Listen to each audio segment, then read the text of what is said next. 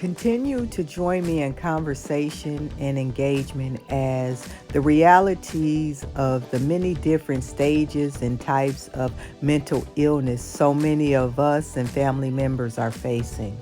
Let's continue to have dialogue so we can educate ourselves in the minority community so we can better position ourselves to help friends and families reach the epitome of happy, healthy lives.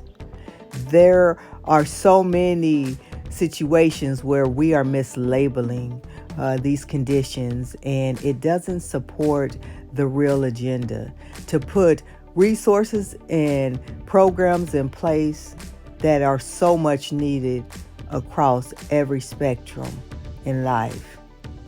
Wendy's diagnosis is a harsh reality that so many are suffering silently.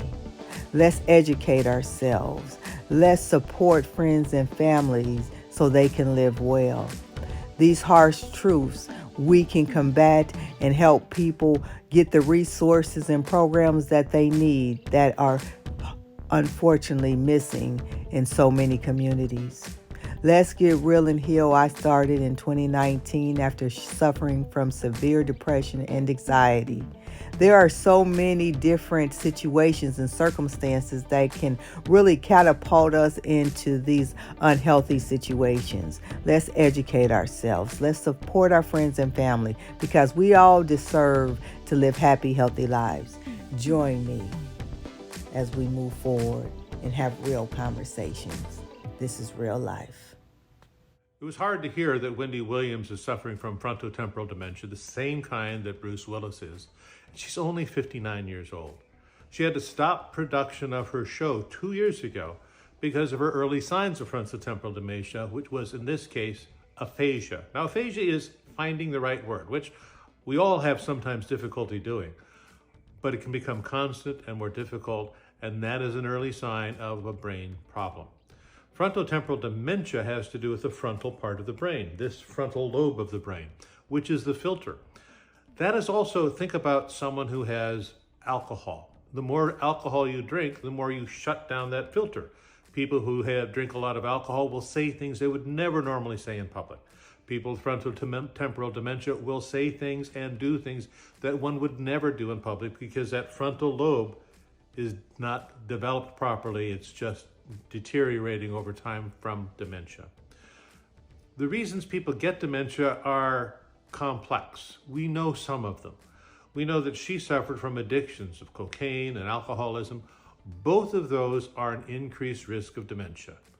Other things that can cause an increased risk of dementia include histories of depression, people who have poor diets, age, male sex. Those are other things. And even though there are certain things that we can do to decrease our risk of dementia, for example, a Mediterranean-style diet decreases your risk of dementia by those who adhere to it by as much as 53%. That's not zero. It still means people can still get it. It just means that we can reduce your risk of getting it. And we are going to hear more and more about dementia as time goes on. Now, some people will say it's all the statins being out there. Statins do not increase your risk of dementia. They actually decrease your risk of dementia. And specifically, they will decrease something called vascular dementia, which is what my mother suffered from. My mother, like Wendy Williams, had a fierce brain. And it is so hard seeing someone with that brilliant brain, that great intelligence, slowly lose it. Just for a few things, they estimate that she has about 12 to 13 years left of life because that's what happens with that type of dementia. Vascular dementia, like my mother had, was about a 5-year course. Alzheimer's about a 12 to 14-year-old course. Why? What happens to the brain? The brain deteriorates so much that it actually loses its ability to do the executive functions involved in breathing, involved in heart rate, involved in all those things your body needs.